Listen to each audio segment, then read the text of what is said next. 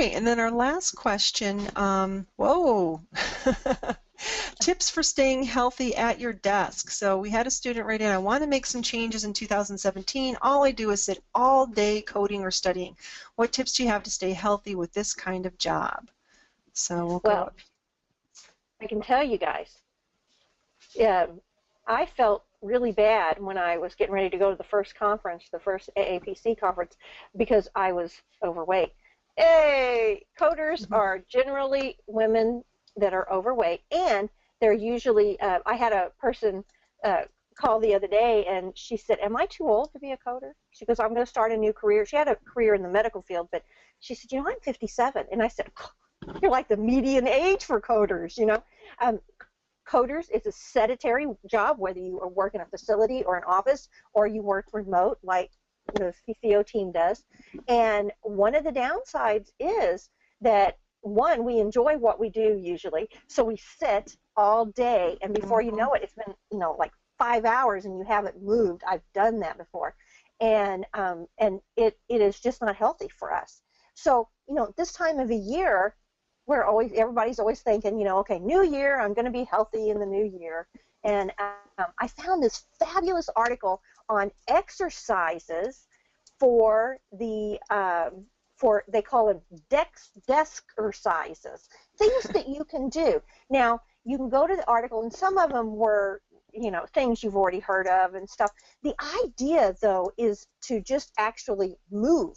You can move while you're at your desk. My husband bought me one year those little tiny pink arm weights and stuff. I didn't use them, you know. But, you know, that is something that you can do. But you don't have to go out and spend money at that. You can just go get a can of beans and have 2 cans sitting, you know, green beans and corn, you know, and every once in a while just pick them up and, you know, and move. This was a really cool article. Now, some of them may not be applicable for us if we work remote from home. We're not going to have a staircase to go on. You know, they tell you when you want to lose weight to park at the farthest end of the parking lot and use the stairs and stuff like that. That doesn't help us when you work at home. No. And so, and we're not going to be doing these split squats and stuff. I don't see coders doing that. But get to the butt section. That's where, you know, there we go. And this had some really doing cute it now. Yeah, I know. And they had some really cute things that, and they come up with little names and little sayings. It was fun to read this. I went through it, and the arms especially were some good ones. The cubicle dip, the stapler, you know, things like that. And there are definitely things you can do. One of the ones, though, I always remember that that we can all do, and I encourage us all while we're watching this live with Laureen to do that, is to just pinch your gluteus maximus together as hard as you can, hold it for 5 seconds, and let go. You could do that 10 times a day while you're working, and before you know it, you don't have to buy any special creams. Your butt will look wonderful. But one of the other places that I noticed in this nap shaper, you know, not only do we have trouble with working at a desk, we tend to be doing this, right? We're over our computer, our heads, our shoulders start to slump, and we get real sore in the neck, you know, and there are some definite exercises that are helpful for that. And one of them that was so easy was just to take your hands and, you know, squeeze them into your head and then push, you know, like push against your head right and left, you know, keep them, you know, without moving. And that will loosen up the tension in your neck. I went to take my mother somewhere, and I was driving her truck, and I got in, and we were driving, and she goes, what are you doing? I said, what do you mean? She goes, you're all hunched over. And I literally was in the car because I'd been sitting at the desk working, and I was like this, and I was like, oh, my word, I had no idea how, you know, hunched over I was. So take some time, look at this article. It was fun. They've got these all over the place, but this one was really fun and applicable to the way we worked, whether you're in a cubicle, facility, and office, you know, and maybe you can get the rest of the people in your team or in your office doing the same thing, you know. Then the other tip that is pretty pertinent for us as coders, you know, our job it's not necessarily that it's super stressful. Sometimes it is, right? You've got a deadline. You've got to get so many charts done an hour, or they've made changes and you're learning, or the hospital put in a new system and it's not user friendly for coders. They're always thinking about the provider, but they're never thinking about the coder and how to fit those programs together. So we get stressed, and stuff. A great tip that I found on an article, they had lots of tips, but this one really resonated with me. Emergency stress stoppers. So, it's one thing to meditate, to put nice smelly things in your house and but what do you do when you get stressed at the moment? And this had some real quick tips. Count to 10 before you say anything. Now, this would also be relevant if you're working remote and you're going to send a response. Count to 10. Give yourself a break. Take 3 deep, long breaths. Deep breaths is 3 to 5. When you oxygenate your blood system, it gets into the muscles. It makes those little gray cells start popping and working better. And another thing, when you're stressed, you tend to clench and not breathe properly. You make shallow breaths. So just stop, take a couple big deep breaths, get the oxygen out, exhale. You'll notice a difference. Ask for time. There's nothing wrong with when somebody, Lorraine says, hey, we got to get XYZ done, and we got to do it by, okay, say, hey, okay, I need time, then let me move this, just do that. That doesn't really happen a lot at CCO, but if you're in they set a whole pile of stuff on your desk and say, these need to be done by 4 o'clock, take some time and say, hey, I need time to adjust some of this stuff. Get up and go for a walk. If you're starting to feel that heaviness in your chest, you're starting to feel flushed, walk away from what is causing that. Get up, walk down the hall, go get a drink of water from the water cooler, go get some peanuts from the snack vending machine, something like that, or if you're at home, go walk outside and check your mail. Just get outside, look around a little bit, and come back. The last thing I think was the tip that was on that for de-stressing. I don't see it there. It's up too high on my screen.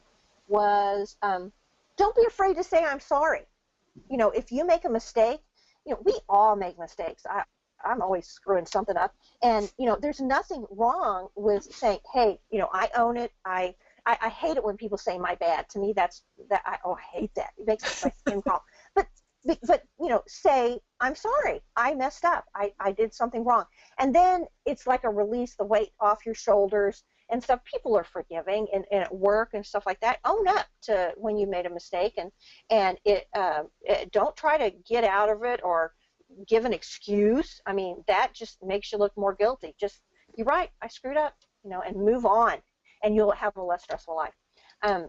Then the last thing, one thing that I love to do, I spent 1 year, I made a pact with myself that I was going to always think in positive terms, never make a negative comment. So it's really hard to do, let me tell you, because negative spills out of our mouth automatically, and to be able to turn a negative into a positive is hard.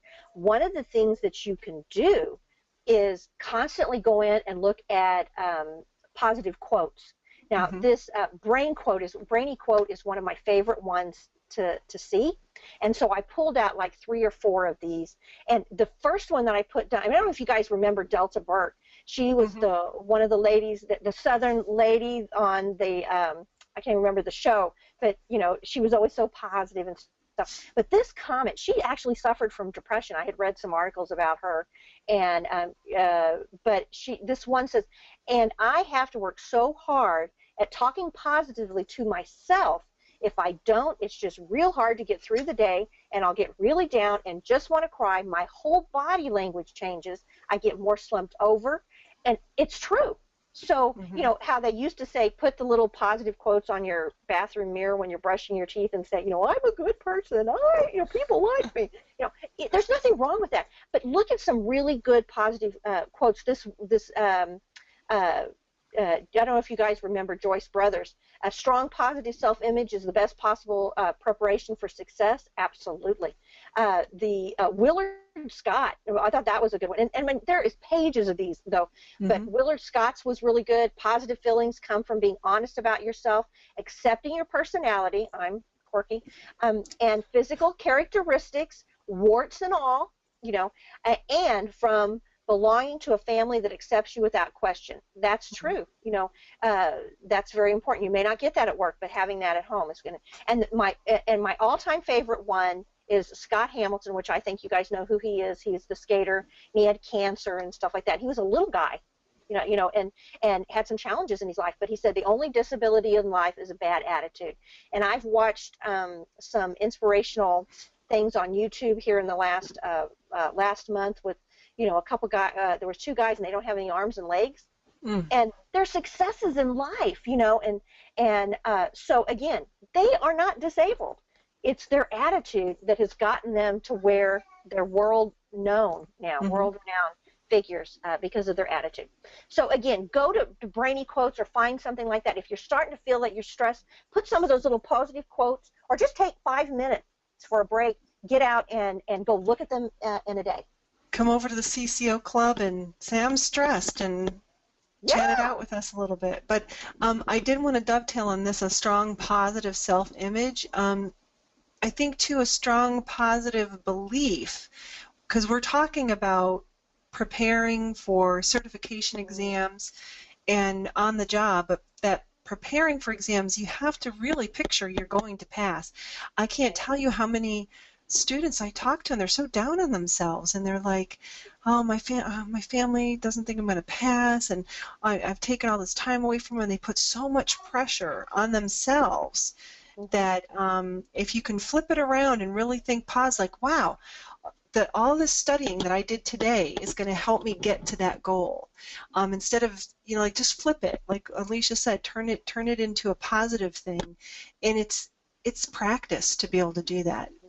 And when you catch yourself going into negative mode, try and turn it around. I do it all the time. I'll go through a couple months where I'm like really positive, and I can feel that you attract people to you that want that positive energy. But as soon as I go in a funk, it's like, oh boy, I attract all the people that are in a funk. And I'm like, oh, I got to quickly change this around.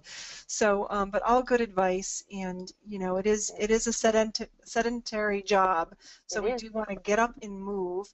Someone asked in Facebook, have we heard of anyone doing the standing desks?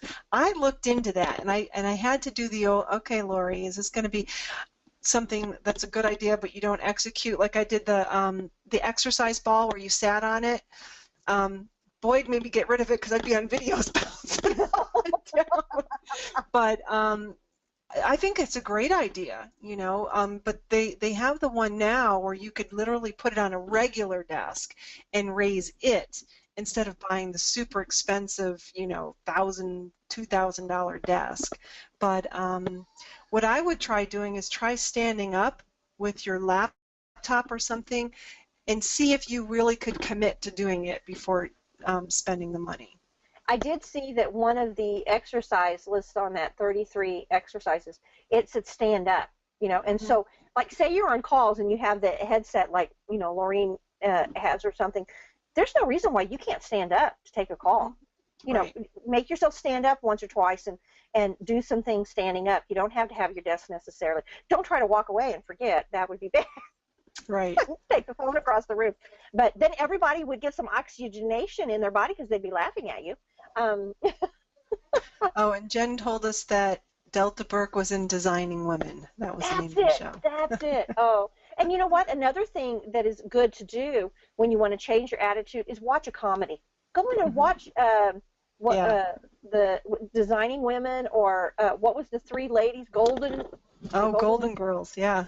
Yeah, there's some good laughs there, and good clean laughs that just changes your attitude.